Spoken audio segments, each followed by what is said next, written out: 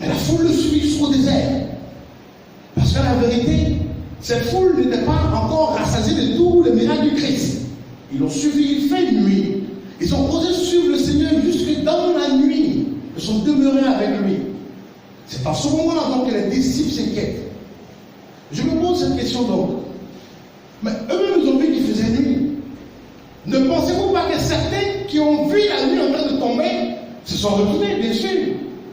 Plus on s'éloignait de leur maison, plus on s'éloignait de leur hameau, certains se sont retenus, effectivement. La Bible ne renferme pas tout ce que le Christ a fait. La Bible ne peut pas t'expliquer tout ce que le Jésus a fait de son passage sur terre. C'est pourquoi il faut se documenter. Il est bon de lire des livres aussi qui expliquent et qui étayent la parole de Dieu. Dans notre église catholique, il y a des livres qui expliquent tout. Certains d'entre eux, ayant vu que le chemin devenait de plus en plus long, d'autres sont venus uniquement que pour la guérison physique. Ils ont été guéris. Ils se disent, mais attendez, le gars nous fait marcher. On a quitté à Bobo, on est presque arrivé à Tréville. Ah, on va traverser le pont, c'est bon, on a eu pour nous se retourner ici. Ils se sont retournés. Il y a certainement un autre groupe qui n'a pas encore tout eu, qui continue de le suivre. Ou il y a un groupe qui a tout eu, mais qui disent, j'appartiens au Seigneur, je le suis. Mais on voit le gars en train de partir dans une zone désertique. Il n'y a pas d'eau, il n'y a pas à boire là-bas. Mais les gens le suivent quand même. La nuit tombe. Les disciples même sont inquiets. Ceux qui marchent avec Jésus-Christ de jour comme de nuit s'arrêtent et puis lui disent, mais Seigneur, renvoie-les chez eux tranquillement. Ils ne pourront pas manger. On n'a rien à leur donner. Mais Jésus pose la question à Philippe, mais comment on va les nourrir? Entre-temps, il sait ce qu'il va faire. Ça vous rappelle rien ce passage qu'on a médité le samedi dernier? Ça vous rappelle rien? Le passage qu'on a médité samedi dernier, vous rappelez pas une petite ressemblance? Vous voyez pas? Vous voyez pas? Quelle partie? Qu'est-ce qui s'est passé là? Merci. Que l'Esprit de Dieu te rejoigne là où tu es. Le Seigneur, ça dit, oracle du Seigneur dit à Ézéchiel, regarde les eaux desséchées. Est-ce que tu penses que fils d'homme, ces eaux peuvent retrouver la vie? Oh, le Seigneur a la réponse. Mais il pose la question de son en Ézéchiel. Et ici aussi en Jean, Jésus demande à Philippe, mais comment on va les nourrir? Et la parole même est claire ici. Elle dit, le Seigneur savait ce qu'il faisait. Il savait ce qu'il allait faire. Mais il voulait voir l'état d'esprit dans lequel était Philippe. Philippe dit, même 2 mois de salaire ne pas nourrir tout cela. Et André lui vient et dit, moi j'ai trouvé 5 pains et 2 poissons. Mais quand je lisais autrefois, quand le Seigneur a dit, dans d'autres passages, il a dit, allez et nourrissez-les. Il a donné l'ordre d'aller les nourrir. Et quand ils sont allés dans la foule, ils se sont promenés. Philippe, il a regardé, il n'a rien trouvé. Il est venu au Seigneur. Que Père, dans la foule, vraiment, on ne peut pas les nourrir parce qu'ils sont nombreux, il n'y a rien. André s'est promené, il a trouvé 5 pains et 2 poissons. Et André était des jeunes disciples. Quand il venait avec Philippe, il lui a dit, mais où tu vas avec ça? Ça peut faire quoi ça, 5 pains et 2 poissons? Ça ne peut rien faire. Il dit, non, comme le maître a demandé de les nourrir, c'est ce que j'ai trouvé. Donc je viens lui donner pour qu'il bénisse. Et puis maintenant, on va se débrouiller pour manger. Comme on peut manger. C'est-à-dire qu'André, un enfant, aussi naïf qu'il était, aussi innocent dans sa conscience, s'est dit, je vais l'apporter au Seigneur. C'est ce que j'ai trouvé. Il était d'accord comme le nourrir. Je vais venir lui présenter. Comme c'est le maître, comme c'est le chef, il va bénir et puis ensuite on va partager. C'est comme ça qu'il a entré. Mais la vérité, dans les écrits que j'ai lus, on dit Philippe n'était pas content d'entrer. Vous dites, lui, le petit, pourquoi il ose faire ça? Le Seigneur a méchant. Il dit, c'est ce que moi j'ai trouvé. Le Seigneur prend, il rend grâce à Dieu, il bénit, et puis il dit, allez-y, distribuez. Ça vous rappelle quoi encore? Si on veut faire encore une simulation, ça vous rappelle quoi? À aucun moment on a dit, au moment où le Seigneur a rendu grâce, il peut se multiplier. On n'a pas dit ça. On dit, il a rendu grâce sur le pain et sur le poisson, et puis il a dit, allez-y, distribuez. Ça vous rappelle rien? Ça rappelle les noces de Cana. Aux noces de Cana, quand la vierge lui dit, ils n'ont plus de vin, il lui dit, femme, ne sais-tu pas que mon heure n'est pas encore arrivée? Elle quitte devant lui et dit au serviteur, faites tout ce qu'il vous dira. Et Jésus ordonne aux serviteurs de remplir les jarres. Ils ont rempli les 7 jarres. Quand ils ont fini de remplir les jarres, le Seigneur dit, allez-y distribuer. C'est là que l'eau devient vin et qu'il devient du bon vin. Il n'a plus besoin d'attendre de parler encore parce qu'il a déjà rendu grâce. C'est la même chose. Il rendit grâce sur le pain et le vin et le poisson et puis il dit distribuer. La foule, avant cela, on a dit à la foule de s'asseoir. Voici, il les a conduits, dans d'autres passages, on dit qu'il les a conduits dans le désert.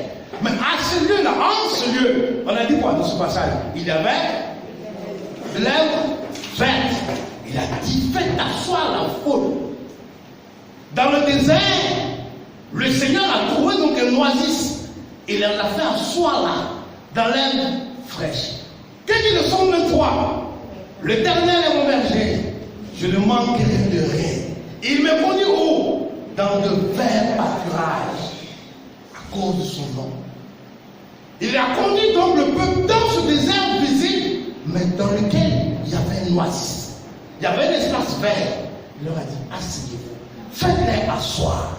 Maintenant, servez qu'ils mangent. Ils ont mangé jusqu'à ce qu'il y reste. Le Seigneur dit, on ne gaspille pas. Remplissez les paniers. Gardez cela. Quand les gens ont vu ce que le Seigneur a fait maintenant, les yeux se sont ouverts. C'était un peu fermé. Il y a quelques écailles encore qui sont tombés. Donc maintenant, ils sont rentrés dans la vision du Seigneur. Mais dans quelle vision? Encore plus humaine. Si c'est des signes qu'il guérit, qu'il multiplie le pain, qu'il soigne, qu'il permet aux gens d'être délivrés, chasse les mauvais esprits, c'est que c'est notre Seigneur, c'est le même que nous voulons là. C'est lui. Prenons-le, faisons de lui notre roi. Et c'est sûr que nous ne souffrirons plus. Le Seigneur s'enfuit. Parce que ce n'est pas pour cela que son Père l'a envoyé. Son Père ne l'envoie pas sur terre pour venir multiplier le pain, pour venir apporter du vin. Non, son Père l'envoie pour faire un sacrifice. Le sacrifice ultime, celui de sauver la race humaine. Et à la vérité, le Christ n'était pas venu pour être uniquement le roi des Juifs. Il est venu pour être le roi du monde entier. Pour être nous tous notre roi. C'est pourquoi il ne cède pas à ce que les gens qui sont rassasiés veulent. Amen. Dieu est bon pour chacun de nous. Je dis si seulement si tu te disposes, si tu demandes à l'Esprit de Dieu de t'inspirer, tu demandes à l'Esprit de Dieu de te parler, de te révéler ce qui est écrit dans les écrits, je te le déclare, beaucoup de choses cachées te seront révélées. Et tu verras que devant les épreuves, tu trembleras moins. Tu comprendras à un moment donné quelle est la volonté de Dieu pour toi, qu'est-ce que Dieu va opérer pour toi. Et si les choses ne se font pas au tard de s'accomplir, tu te tranquillises parce que tu sais que le Dieu en qui tu as foi, le Dieu en qui tu as cru, il peut le faire pour toi. Peuple béni, peuple saint, je suis heureux de vous voir ce soir, de partager cette parabole avec vous. Jésus s'en alla, on dit, il passait. La foule le suivit. La foule alla à sa rencontre. Jésus les menant, les conduisant, s'en allant au désert. Mais la foule le suivit dans le désert. Pour dire quoi? Hommes et femmes que nous sommes. Si tu es assis là ce soir et que tu penses que ta première marche avec le Seigneur sera l'accomplissement de toutes les choses auxquelles tu aspires, tu t'es trompé. Avec le Seigneur, il va falloir qu'il y ait une marche vraie et une marche réelle. Une marche qui te conduise à le suivre. C'est pourquoi on dit marcher à la suite du Christ. Ce n'est pas un instant, c'est tout un cheminement de vie. C'est tout un cheminement de vie. C'est toute une marche qu'on prépare. C'est toute sa vie qu'on lui donne. On ne lui donne pas un pan de sa vie. C'est pourquoi je disais la dernière fois que dans ton cœur et dans ta vie, c'est vrai, il y a une place qui appartient à ton père. Il y a une place dans ton cœur qui appartient à ton mari, qui appartient à tes enfants, qui appartient à tes projets. Mais il y a une grande place dans ton cœur qui appartient au Seigneur Jésus-Christ. Et cette place-là, si tu ne la lui donnes pas, tu pourras avoir tout le reste, tu ne seras jamais heureux. Cette place au Christ, si tu ne la donnes pas, tu auras toujours soif, tu auras toujours faim. Il faille que la place qui appartient au Seigneur en ta vie, en ton cœur, tu la lui concèdes. Ça veut dire quoi? Hommes et femmes que nous sommes, enfants comme grands, nous tous autant que nous sommes, nous avons part au service du Seigneur. Chacun de nous doit servir le Seigneur d'une façon ou d'une autre. Obligatoirement. Les temps sont agréables.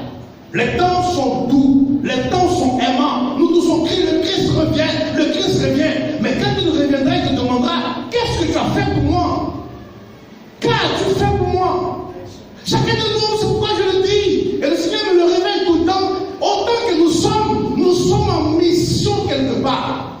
Tu es en mission dans ton foyer. Tu as une mission dans ton travail. Tu as une mission dans ta famille. Tu as une mission dans les amis que tu rencontres chaque jour. Tu as une mission chaque fois que tu rentres quelque part. Tu dois te voir comme étant un missionnaire du Seigneur. Si chacun de nous commençons à voir ainsi la vie, c'est sûr que la chrétienté, ceux qui disent le Christ, les petits Christ, on pourra transformer notre univers et notre univers deviendra de plus en plus agréable. Le mal va s'en aller loin, la ténèbre va reculer, parce que devenir réellement enfant de lumière, nous saurons imposer la lumière partout où nous passerons, parce que nous aurons compris que nous ne nous battons pas contre la chair ni contre le sang, mais contre les esprits invisibles qui minent l'endroit.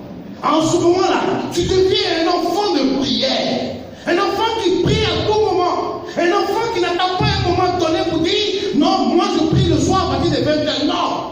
Un enfant qui ne dit pas, non, moi je prie, c'est samedi soir que je viens prier de 15h à 19h. Non, tu deviens un enfant qui prie partout, qui prie à toute occasion, en toute situation, et partout où il est, chaque fois que tu as le temps, même une minute, 2 minutes, transforme tes passions et tes plaisirs en instant de prière. Donne du temps à la prière dans ta vie. Il n'y a qu'une seule chose. Il n'y a qu'un seul fait, il n'y a qu'un seul moyen par lequel tu pourras faire reculer, je dis, les attaques du malin. Il n'y a qu'une seule âme que tu as. Le chrétien que nous sommes, nous ne pouvons être agréables à Dieu que dans la prière. C'est dans la prière que nous pouvons élever nos intentions vers lui. Et c'est dans la prière que nous pouvons trouver l'accomplissement de la parole de Dieu pour nous. Celui qui ne prie pas est un être spirituellement mort. Je ne dis pas que tu pries et que celui qui demande t'accomplisse. Non, je dis celui qui ne prie pas. Celui qui ne crée pas autour de lui une atmosphère de prière. Celui qui ne crée pas autour de lui un environnement de prière. Mais le monde est fait de cette dualité-là. Ce n'est pas une atmosphère de bénédiction, c'est une atmosphère de malédiction. Ce n'est pas une atmosphère de guérison, mais on se dit que c'est une atmosphère de maladie. Ce n'est pas une atmosphère de travail, mais c'est l'autre, c'est forcément le chômage. Mais quelle est votre atmosphère? Est-ce que tu prends le temps de prier? J'ai écouté un pasteur ce matin qui prêchait et qui disait, tu dors, prie, tu te réveilles, prie, tu déjeunes, prie, au milieu de ton déjeuner, prie, à la fin de ton déjeuner, prie, dans ta voiture, prie, à ton bureau, prie, quand la pause, prie, pendant que tu manges, prie, quand tu rentres dans la maison, prie, quand tu vas dormir, prie, même dans ton sommeil, tu es en train de prier, de sorte que si on t'envoie une prêche à un moment donné, parce que tu ne sais pas à quel moment l'ennemi prépare. Tu ne sais pas à quel moment. Tu ne sais pas à quel moment. Ce que je vais dire peut-être est un peu grave. Après je vais couper. J'étais plus jeune. Et puis on allait à Korogo. Ancien ministre de Fond qui est jeune. Et puis j'ai vu mon grand-père. Je lui ai dit, j'étais en 4e. Donc mon mécran fait par là. Il m'a regardé le cas. Il dit, il n'est pas la tête. Et puis 2-3 semaines après, parce que ça va être pour 1 mois ou 2 mois. Il me dit, tu vas me donner. Je lui dis, pourquoi tu as trop gros cœur? Si tu donnes à toi, tu le cœur. Il dit, ah, non, moi c'est pour me protéger. Il dit, non, lui, comment il te regarde là? Donc, pas ça pour Dieu qui dit. Bizarrement, je lui demande, mais comment on fait pour attaquer un blanc? Parce que j'ai eu dit qu'on ne peut pas attaquer les blancs en sorcellerie. Il dit, non, lui, son médicament qui lui a là. Pour attaquer un blanc, un homme blanc, il faut l'attaquer de jour. Parce que la nuit, son esprit est fort. Mais le jour, là, tu peux facilement l'attaquer. Il est prévu dans la nuit, il rêve beaucoup. Il a des bonnes choses, il est bien. Mais le matin, là, il est occupé. C'est pendant qu'il est occupé là qu'on peut l'achever. Je dis, ah, d'accord. Mais ça veut dire quoi? Que le malin, selon chacun de nous, nous regarde. Là où il sait que tu es faible, c'est là-bas qu'il t'attaquera. Mais si tu ne lui laisses aucune occasion, je dis ça il y a longtemps, il ne priait pas. Mais il m'a, voilà ce qu'on m'a dit. Donc imaginez maintenant, je me demande, mais à quel moment on m'attaque moi? À quel moment on t'attaque toi? Est-ce que toutes les attaques qu'on t'envoie sont faites pour te tuer? Non. D'autres attaques sont faites pour t'affaiblir. D'autres attaques sont faites pour te faire pleurer. D'autres attaques sont faites pour t'attrister. D'autres attaques sont faites pour t'enracher l'envie de prier. D'autres attaques sont faites pour te décourager. D'autres attaques sont faites pour tuer encore l'espérance, pour briser ta foi, pour te faire douter de ton Dieu, pour te faire avoir peur. Il y en a qui vivent dans la peur. Il y en a qui vivent dans la constance qu'à un moment donné, un malheur va leur arriver. On dit, comme mon gars va passer, comment annoncer une mauvaise nouvelle. Au même moment, on a aussi une bonne nouvelle. Mais tu ne sais pas à quel moment t'attaquera. Suis Jésus-Christ. Suis-le. Pour qu'à un moment donné, il se retourne, il te regarde parce qu'il sait que là, tu en as besoin. Il opère sur toi le miracle.